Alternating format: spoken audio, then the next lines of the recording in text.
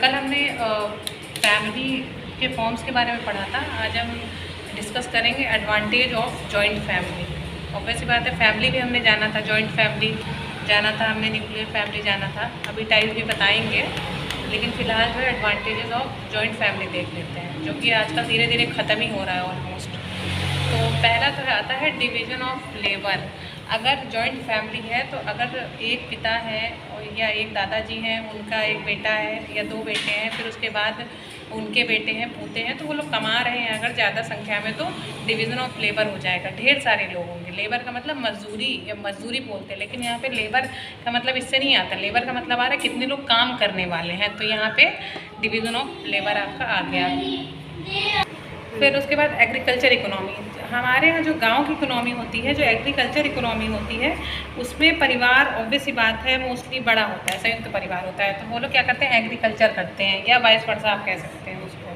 Provide minimum existence. Provide minimum existence जैसे लोग जो है ज़्यादा से ज़्यादा अपने आप को, अपने आप की एग्जिस्टेंस मतलब अपना रहना, अपने खाने, अपने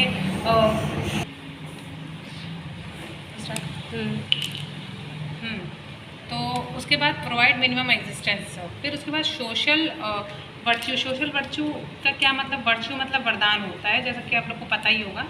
तो इसमें क्या होता है, जितने भी मेंबर्स होते हैं आपस में उनके अंदर प्यार होता है, अफेक्शन होता है, सिंपैथी होती है। और हमने सिंपैथी और एम्पैथी का कॉन्सेप्ट भी बताया था। सिंपैथी मतलब अपने दिल का हाल नहीं जान रहा है इंसान, उसके ऊपर नहीं बीती है, दूसरे के ऊपर बीती है, केवल वो समझ रहा है कि अच्छा हाँ आपके साथ ऐसा हो गया, तो उसको सिंपैथी कहते हैं, सहानुभूति।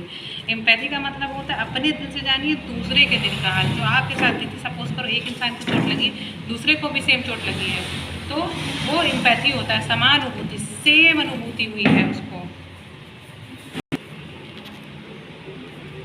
हाँ, फिर उसके बाद आता है division. Leisure is possible. Leisure किस तरह का पॉसिबल होगा, with the division of labour. अगर लोग बटे होंगे, लोग समझे होंगे, लोग जानेंगे कि जॉइंट फैमिली में क्या होता है, तो वो लोग डिवीजन ऑफ लेबर होगा। अगर डिवीजन ऑफ लेबर होगा तो पैसे ज़्यादा आएंगे, पैसे ज़्यादा आएंगे तो लीजर भी ज़्यादा होगा, आराम से वो रह पाएंगे। तो ये हुई इसकी कुछ एडवांटेज। नेक्स्ट है डिसएडवांटेज। डिसएडवांटेज में इसमें आता है इनकरेज आइडलनेस। आइडलनेस क्या, जितने लोग ज़्यादा कमाने वाले हैं कुछ कहेंगे कि हम कमाएंगे ही नहीं, अब 4 बेटे 2 कमा रहे तो नहीं कमा रहे हैं, तो ये डिसएडवांटेज हो गया। Hindrance in development.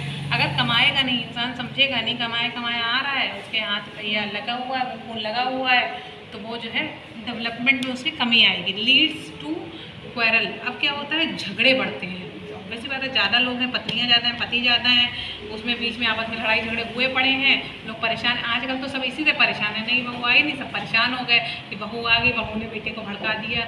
ये हर घर का मसला बन चुका है। लेकिन एक्चुअल में बात ये नहीं है कि वो लोग कुछ कर रहे हैं, वो लोग एग्जैक्टली कुछ नहीं कर रहे होते हैं। मतलब जो नई बहुएँ हैं खुद बेचारी एडजस्ट नहीं हो पा रही हैं। फिर उसके बाद आता है लीड्स टू क्वेरल। मैंने बता दिया कि मेन होता है रीज़न कि 10 बर्तन है तो खनकेंगे ही, तो क्वेरल, झगड़े कभी बड़ा रूप ले लेते हैं, कभी छोटा रूप ले लेते हैं। Flight of women. Flight of women से मतलब है कि औरत अपनी फीलिंग को एक्सप्रेस ही नहीं कर पाती है। एक लड़की गई, वो बहू बनी, बहू से धीरे धीरे बेचारी को परेशान किया जा रहा है, ना वो परेशानी बता पा रही है, ना घर में बता पा रही है, ना बाहर बता पा रही है, समझी में नहीं आ रहा है क्या हो रहा है। फिर उसके बाद आया इट परपेचुएट्स ऑर्थोडॉक्सी। अब क्या होगा इसमें, जैसे बड़े बुजुर्ग लोग हैं तो वो कहेंगे कि घूंघट करो। अब आजकल की वुमेन जो होंगी वो घूंघट करेंगी नहीं। आप वो पति से कहेंगी, पति जो है लड़ाई का मकसद बनेगा, अब धीरे धीरे बेचारा वो लड़का पिस जाएगा, समझ ही में नहीं आएगा क्या होगा, साम दाम दंड भेद सब लग जाएगा, लेकिन कुछ हो नहीं पाएगा एग्जैक्टली। तो ऑर्थोडॉक्सी जब जहाँ आएगी तो वो तोड़ने की कोशिश करेगी। समाज के बंधन जब टूटेंगे तो फिर उससे ऑब्वियस ही बात है, ये सब एक दूसरे के समझ लीजिए वाइस वर्सा है कि मतलब अगर ये है तो क्वेरल होगी, ऑर्थोडॉक्सी होगी, ये सारी चीज़ें होती रहेंगी। नई चीज़ स्टार्ट कर रहे हैं, करंट अफेयर्स। 2-3 दिन बताते रहेंगे आप लोग को और इन बच्चों को भी जो लोग पढ़ते हैं। तो करंट अफेयर्स है आज का। क्यूबा में का उष्णकटिबंधीय तूफान, उसका नाम क्या है, तो एल्सा नाम है उसका, इसको याद रखिएगा और करते रहिएगा। तो छोटी छोटी चीज़ें पता रहेंगी, फिर इसको बड़े लेवल पर भी करंट अफेयर का एक टॉपिक बाद में करेंगे कंप्लीट। फिर clinical trial registry India portal किस मिनिस्ट्री ने लॉन्च किया है? आयुष मिनिस्ट्री ने लॉन्च किया है। कोविड ग्लोबल कॉन्क्लेव की मेज़बानी कौन सा देश कर रहा है? तो अपना देश, ऑब्वियस बात है, भारत कर रहा है। तो आज के लिए इतना ही रखते हैं।